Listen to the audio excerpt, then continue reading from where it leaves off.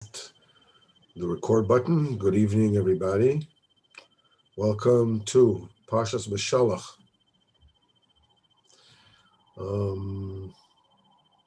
Likutei Moharan Shir.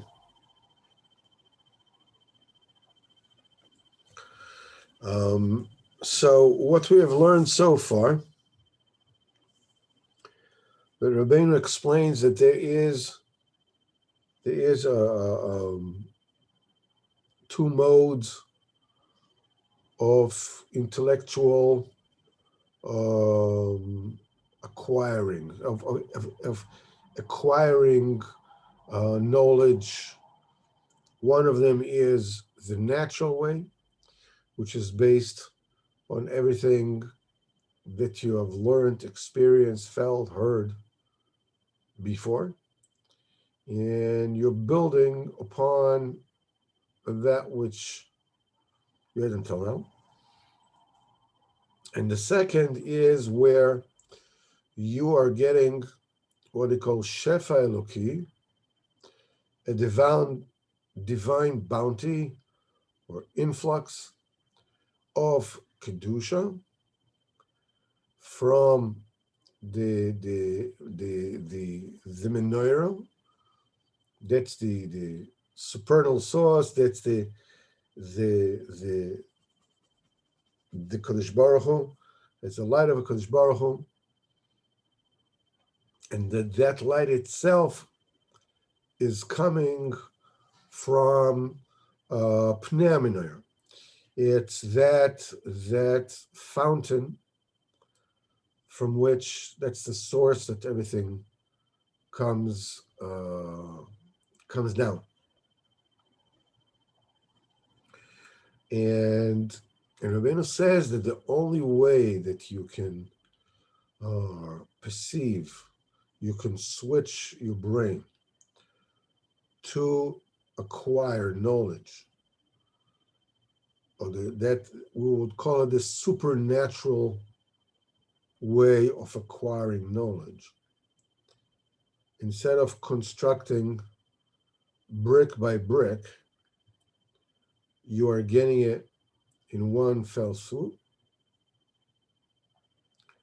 And when it happens that way, it really rejuvenates you and gets you really hot onto Avodas Hashem. And when you get that, Rabbeinu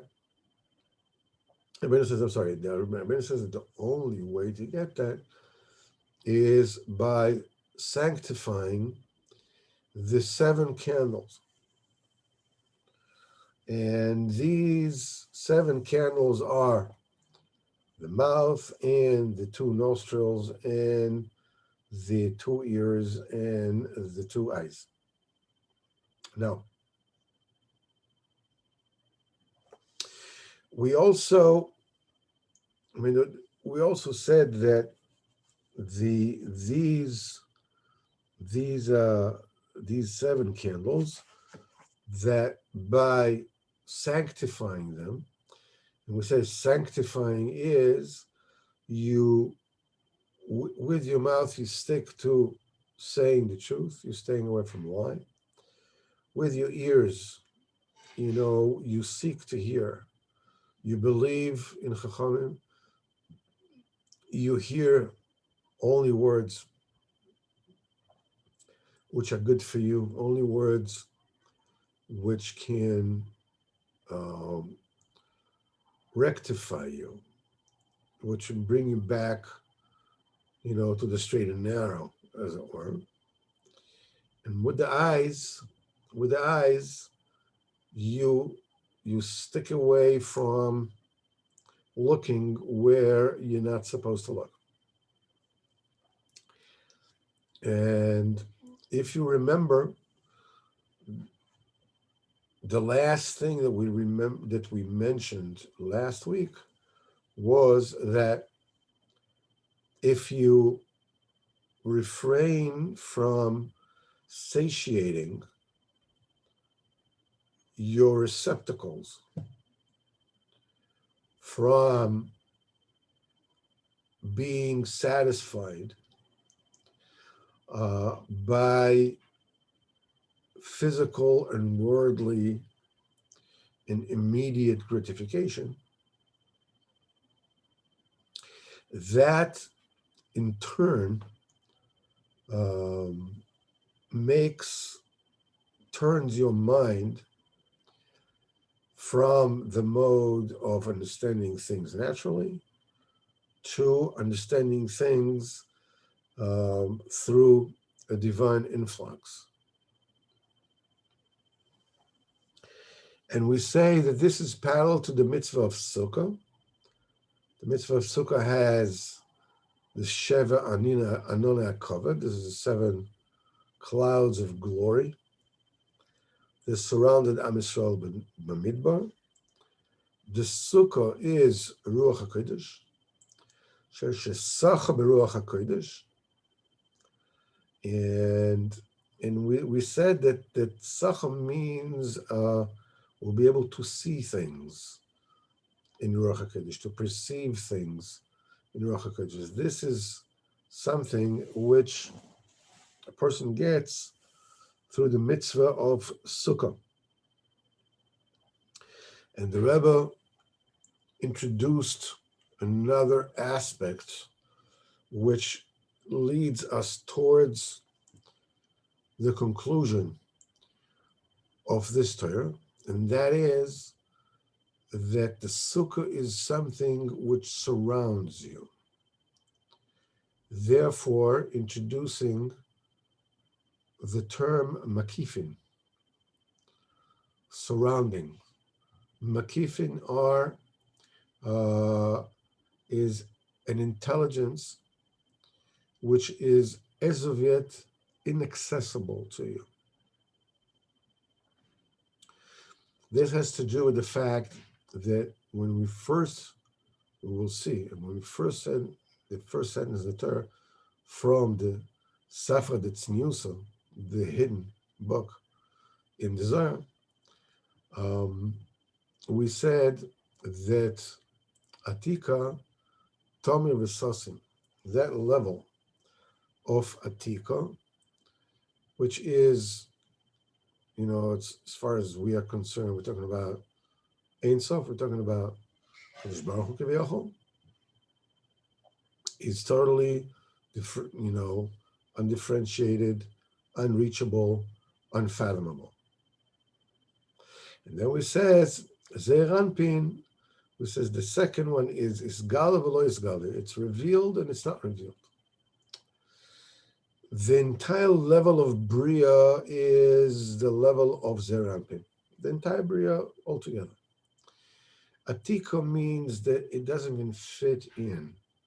When you're talking about infinity, you're talking about Ein Sof, you're talking about a level which is beyond a number. It's not like take the bigger number and add some more to it. There's no way to possibly grasp what infinity is. As we will learn later on, this entire Torah came about because they asked in a certain level, that's the kasha, how can Atika, how can the makif of all makifin, the unobtainable level of all unobtainable levels, can even come into manifestation, into expression in this world? It's like, it's not even a muscle, but because it's a lot more, infinitely more than what we're saying. It's basically like trying to drink an ocean with a teaspoon. And much more than that, because a teaspoon and an ocean still have some kind of relationship. It might be, a huge ratio, a huge number to one, but nevertheless, there is a number. There is a number. Infinity has no numbers. That was the kasha. And so the first thing we says is that the mitzvah of Sukkah represents the makifin, represents that which is not accessible yet. We also mentioned that you already have an interrelation between that which you know and that which you are going to know, you and the makif. The makif is not yet in your faculties. That is true. The makif is not yet in your faculties, but it is already there. You already have a connection to it. The connections is in the sense of chayas, of excitement. It excites you. In fact, the world of the goyim, the Gentile, the secular world, lives for that excitement of, wow, that's going to be great. This is just going to be unbelievable. You know, it is all the commerce, all the advertisements, everything is based on, you know, that elusive promise of a makif. You know, it's like it's going to be great. You know, when you see somebody and the light where you are is dark. No, it's not a well lighted place. If that person happens to be a good looking person, and you don't see everything, you just see, you know, various details, that person will look a lot more attractive to you. And the other way around, when that person is a bad looking person, look a lot worse. And why would a person would look better than they are in bad lighting? The answer is because you actually fill in those details which you can't see with your expectations. If you want that person to look, I mean, you wish that person to be very good looking, and you only see parts, so you fill in that which is missing with your imagination, with your wishful thinking, and that person comes out looking absolutely incredible. It's like listening to a detective series on the radio. In the 30s, used to be very popular. You know, the shadow knows, and you know, and all those. And the thing is that um, seeing things in the radio, as it were, can be a lot more exciting than seeing things, you know, in video. Everything that they're doing in video is in order to try to catch up to that which you can possibly get with your wishful thinking, your imagination. You could see things on the radio which you cannot see, the most incredible CG movies or whatever, because you want to. This is a bechina of makif. So the sukkah represents the first introduction to the concept of makif. And the way that we explain this, and this is what Rabbeinu says here in Siman Daled, V'sukkah hanal, and that sukkah, that tabernacle, you know, Hainu Ruach HaKodesh, you know, i.e., the spirit that comes from Kodesh, Shefa Eloki, that divine influx, divine bounty, O Pchinas Makifin, that is an aspect of Makifin. The aspect of Makifin, of that knowledge which surrounds you, as it were, but it's not yet in. It's very important that we understand that when we're talking about makif, it only comes to say that we cannot get it into our faculties. It does not mean that it is not there. Because when we are talking about the ultimate makif is a Kadosh Baruch Hu. That's Atika. Atika is everywhere. Is Sovev Kolamim Umala Kolamim. It envelops everything and it fills everything. So the ultimate makif, HaKadosh Baruch Hu, is absolutely everywhere. When we are talking about something which is or pnimi, which is an inner light, we mean that part of the atika, that part of reality, the reality of all realities, which is all the time there, which we are able to perceive, which is inside our faculties. When we are talking about something which is a makifin, something which is a circumference, it's in the circumference, but it surrounds us. It's not in us. Means it's there just like the Ora Pnimi, but we don't have the capacity to get it in, to absorb it. That's why it's called makif. Makif doesn't mean it's not here. Makif means that we don't get it. So he says, and now there are two types of makifin vis-a-vis us. One kind of makifin is Rabbeinu says, "Shasechel hazeh godel ad me'od." We're talking about here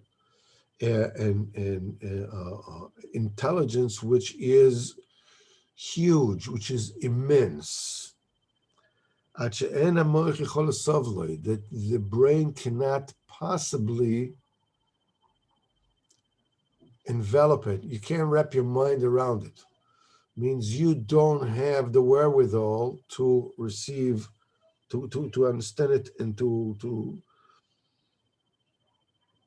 encapsulate it, and therefore understand it. It just surrounds your head, as it were. It's around. It's the next. It's one step beyond you. You can already smell it. You can already have some kind of a symbiotic relationship with it, but you still don't get it. You still don't get it. And Rabbeinu says, like we see, now Rabbeinu is saying, like we see, there are certain very deep wisdoms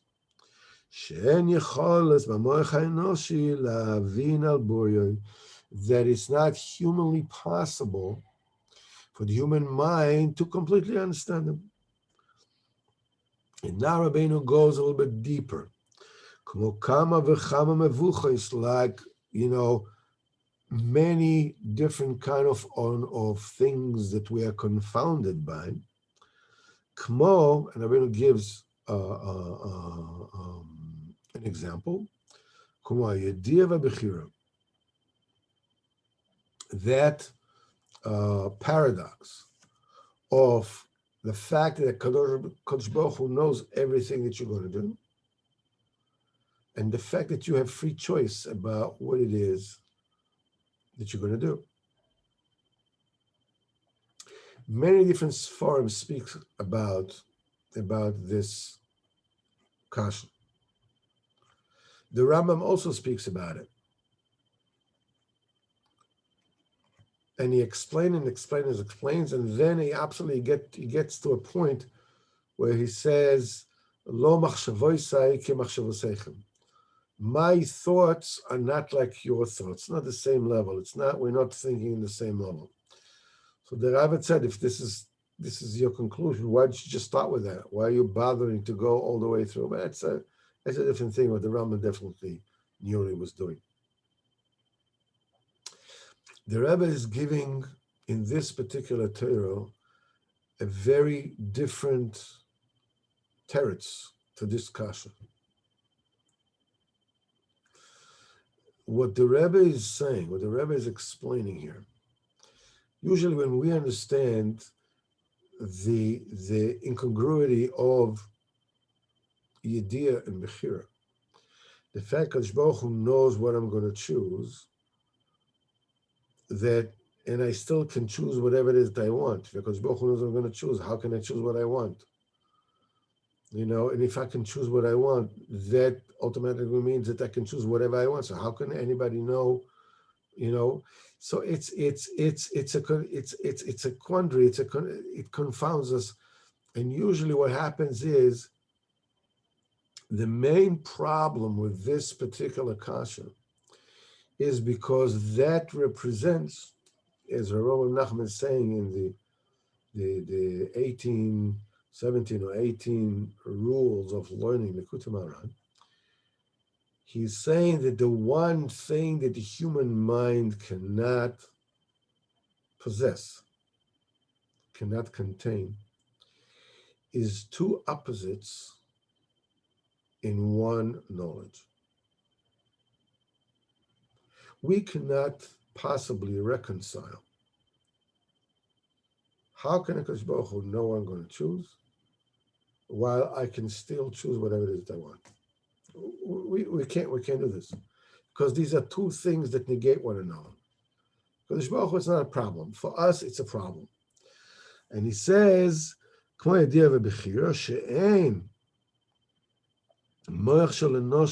not possible for the mind, for the human mind, to understand that particular knowledge. And that particular seichel is a bechina of makif. That this does not get into the faculties of the brain. It surrounds you from the outside.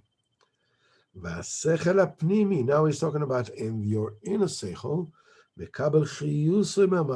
is already an interrelationship between the two.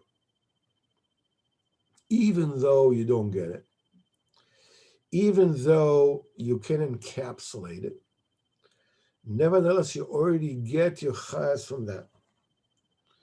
And Rabbeinu says, Rabbeinu goes weiter on explaining this particular nekuda, which obviously is a very, very profound and deep nekuda, and he's saying as follows: V'da shezeh iker koach bechira. This is the thing that sustains our ability to choose freely. Kol zman shasechel ein kol kach gadol lavin ha'idea v'bechira, as long as the mind is not large enough to understand and reconcile these two conflicting facts, the two self-negating facts, as the koach ha'bechira mekoyman, and the force, the power to choose remains intact. Because you have the capacity to choose life, or chas v'chalila, the opposite.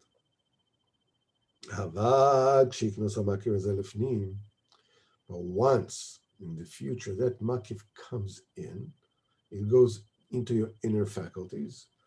Then the human mind will enlarge to such capacity.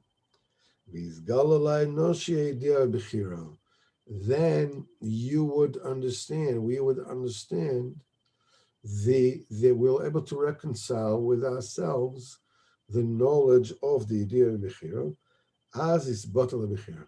The result of that, the automatic result of that, will be the cancellation of the Bechira.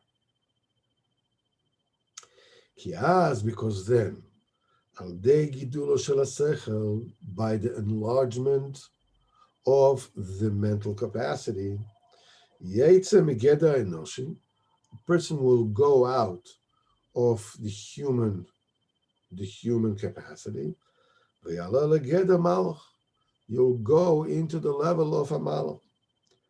Ve'az is batal bechira, then bechira will be canceled. Malachim have no bechira. Because the evidence of a Kadosh Baruch Hu for them is I mean, according to their level, I mean, vis-a-vis us, it's complete.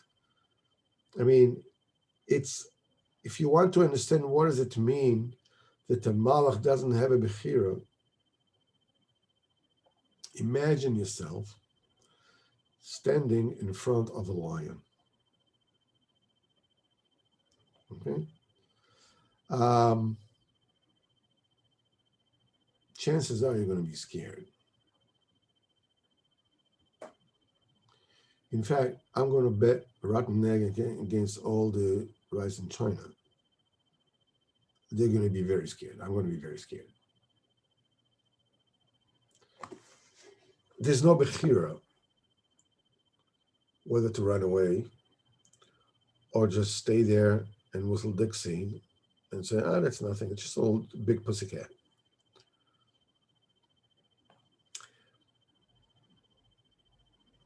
That means there's no bechira here. To fear it or not to fear it. That is a level of a malach. But I said before that there is a idea which is higher than the level of a malach. What could be more certain than standing next to a lion? You know that you better be afraid if you have any sense. Because that is also true only up to a point. If your mind is higher, you're on a higher level, you realize the lion cannot hurt you unless a Kadosh Baruch Hu wants the lion to hurt you. It is always the natural human tendency to fear that which is closest.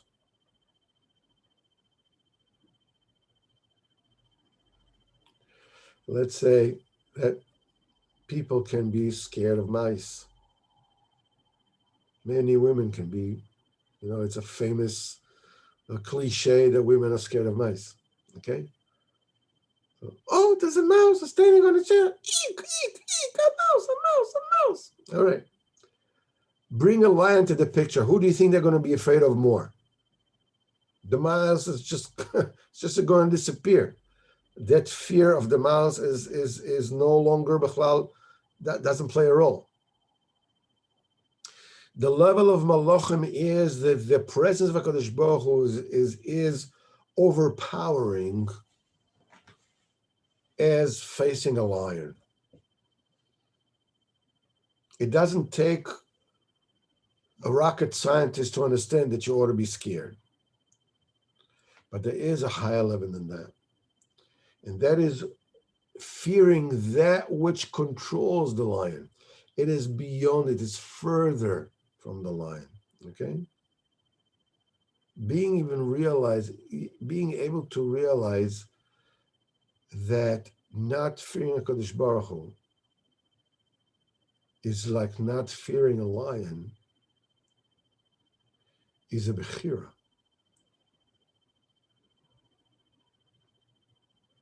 You choose not to, because you choose to be afraid of that which is close to you. What I'm going to eat, what I'm not going to eat, what I'm going to talk, what I'm going to talk. When you're the control of the seven candelabras, the mouth, the nose, the ears, and the eyes, everything that Rabbeinu says, all the don't do's that Rabbeinu say, means that we are succumbing to the temptation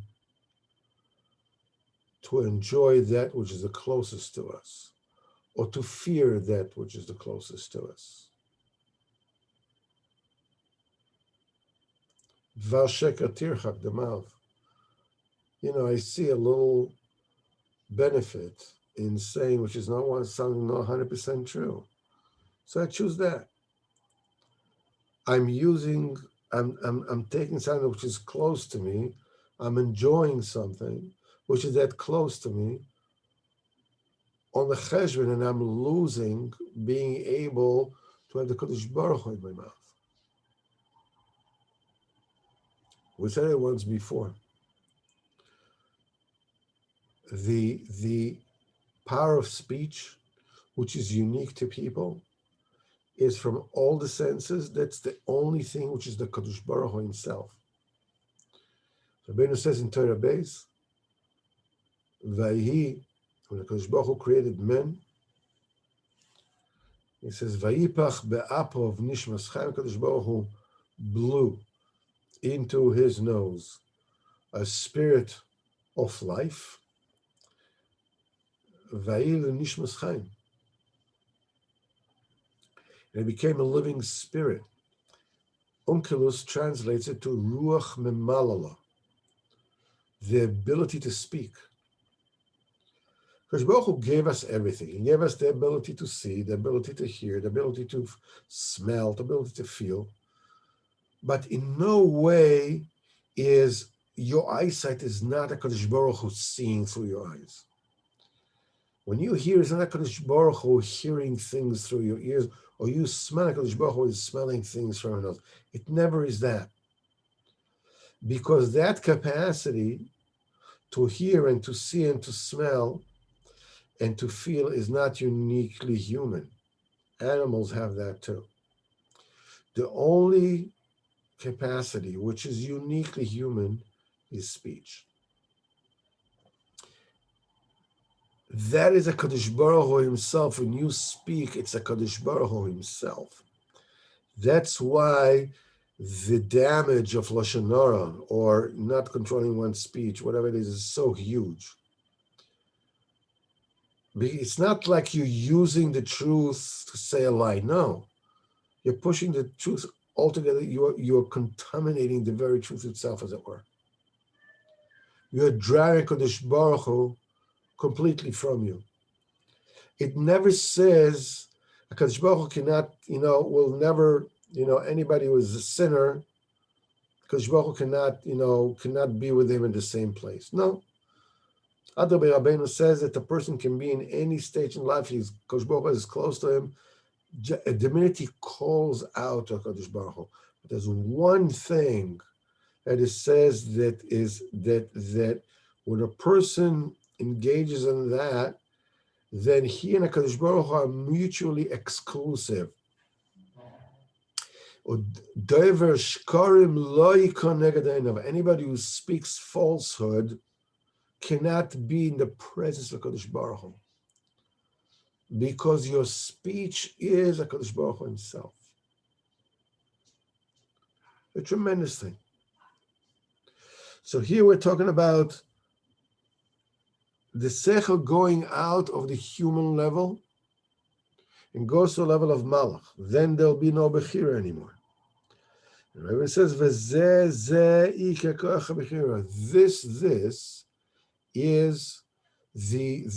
the crux, the main principle, the main mainstay of the power of free choice.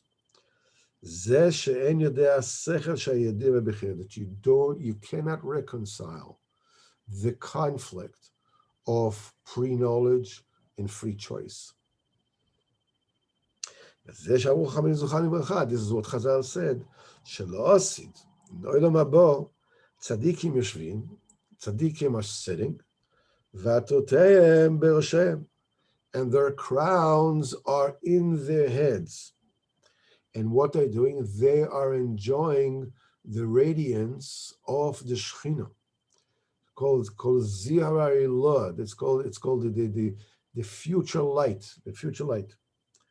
What are you saying? And their crowns are in their heads.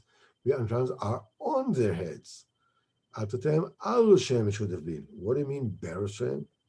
He says, Kilasad Lavoy, there'll be no Bechira anymore. So the Bechir, the Atoteim, the Keser, that's the Makif, that's the thing that crowns the head, is still away from you. This is only in this world. But once you get to Olam Haba, Tzadikim are sitting. Sitting means you're not changing, you're not moving because you're already settled. There's no need to change from one thing to another.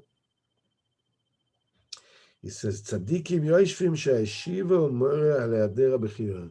Sitting is a euphemism for the lack of choice. Because it says about the Kodesh Baruch Hu, Yoshev Hashemayim, the sitter of the heavens. Kodesh Baruch Hu sits in the heavens. It means there's no bechira anymore. Shumor al heder ishtanus. It signifies the lack of changeability. Kodesh Baruch Hu does not change, because any change of any kind means that before I lifted this cup, here you can see I bought it in Romania. When I lifted this cup, before here the cup is down, see, no cup, magic, da-da-da, here's a cup. What's the difference between this and this? The reason why I picked this up is because I wanted to show you something, right? Here I don't have it. So what am I lacking? I'm lacking to have the cup in my hand. So I'm changing, I'm taking it and I'm lifting it up. I'm changing. That's it. Now, if I'm hungry, I take food and I put it in my mouth. It means before I eat it, I lacked having the food. So any kind of change, per definition, denotes that you are lacking that which you changed to, or that which you decided to do. You decided to do because you needed it, because you wanted it, because you are lacking that. Kodesh Baruch Hu does not lack anything. So Kodesh Baruch Hu does not change. I said, it denotes the lack of change. Because the movement, because the changeability means that there is movement, there is from one will to another. Before I wanted not to have the cup in my hand, ta-da, now I want to have the cup in my hand. So it's a change from one will to another. Yeshiva shows the lack of changeability. I know that the tzaddikim will have bittul bechira. And this is why, because at Trosteim, their crowns, their makifin, I know makifin, the Shaul v'anashav Trimas David, it will be berosh, and it will be inside the pnimi, that which was outside. The confoundment of the paradox of the idea of Bechira is already going to be inside. We'll be able to figure it out. Once you're able to figure it out, no more Bechira anymore.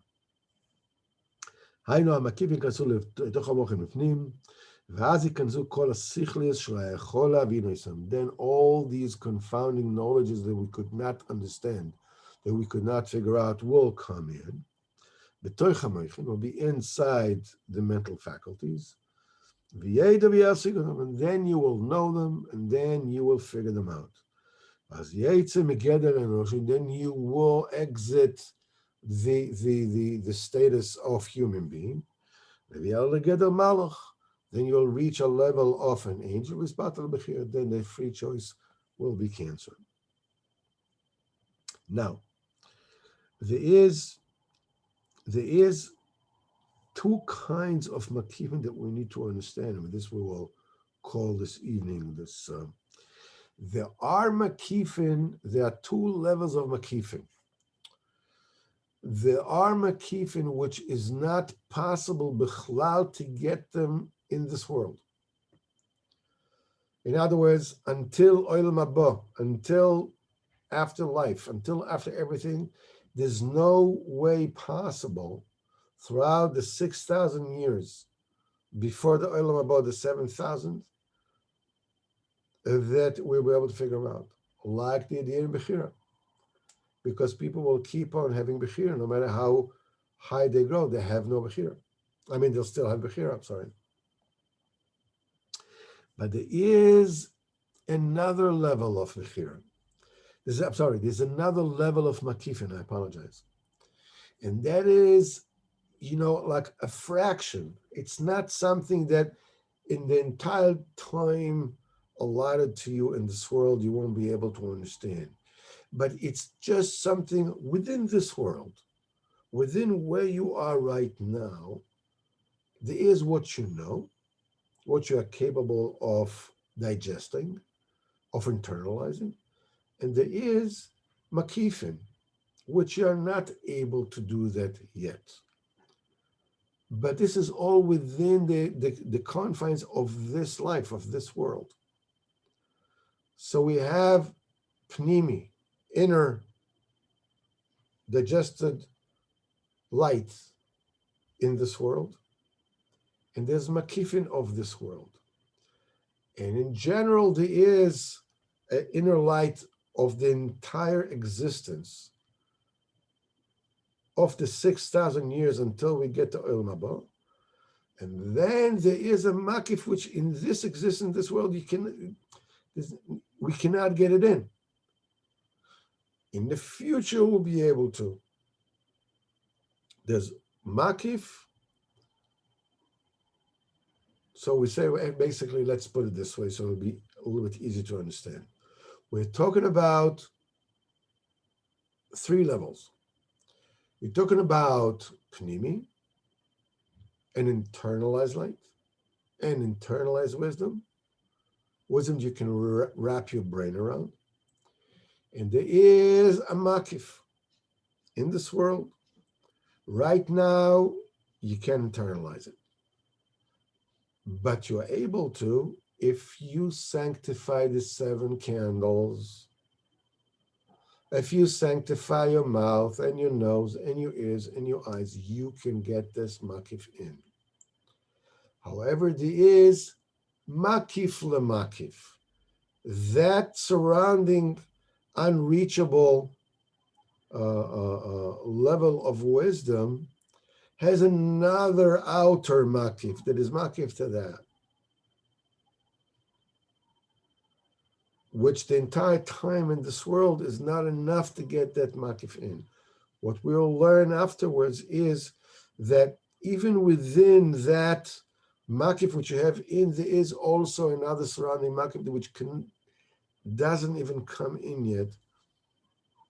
Be'ez Hashem, we will talk about it as we go along. This Torah is all about getting makifim inside, internalizing the makifim. And what does it take? What kind of discipline it takes in order to internalize the makifim light? Be'ez Hashem will talk about a little bit more next week, as we will learn. And Baruch Hashem, we'll have Pashas B'Shalach. We get out of Mitzrayim, Mitzvah Hashem. There's a big Shabbos coming. So we will finish the Likutei Moharan Shir right now.